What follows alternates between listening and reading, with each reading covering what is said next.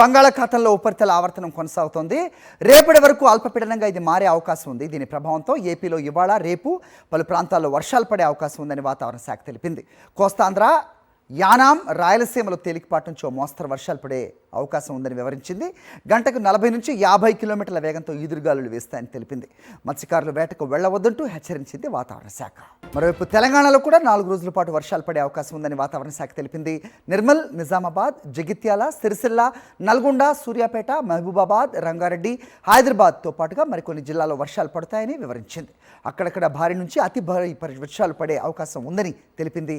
ప్రజలంతా అప్రమత్తంగా ఉండాలని హెచ్చరించింది. అటు అధికార యంత్రాంగం కూడా అప్రమత్తం అయ్యింది. వాతావరణ సూచనల నేపథ్యంలో నిన్న సాయంత్రం నుంచి కూడా అర్ధరాత్రి వరకు హైదరాబాద్లో వర్షం దంచి కొట్టింది.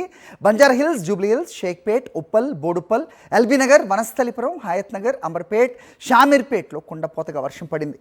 ఎడతెరిపి లేకుండా కురిసిన వర్షానికి నగరవాసులు తీవ్ర ఇబ్బందులు పడ్డారు. పలు ప్రాంతాలు జలమయమయ్యాయి. రహదారులు కాలువలను తలపిస్తున్నాయి. రోడ్లపై వరద నీరు నిలిచి పలు చోట్ల ట్రాఫిక్ అంతరాయం ఏర్పడింది. వాహనదారులు ఇబ్బందులు పడ్డారు. అటు మెదక్లో అతి భారీ వర్షం పడింది. 3.5 గంటల వ్యవధిలో 13 సెంటీమీటర్ల వర్షపాతం నమోదైంది.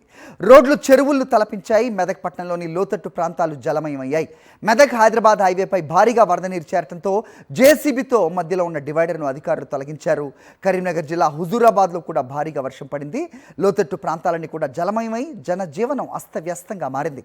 మామిండ్లవాడ, బుడగ జంగాల కాలనీ, గాంధీనగర్లో ఇళ్లలోకి వరద నీరు చేరింది. ప్రజలు తీవ్ర ఇబ్బందులు పడుతున్నారు.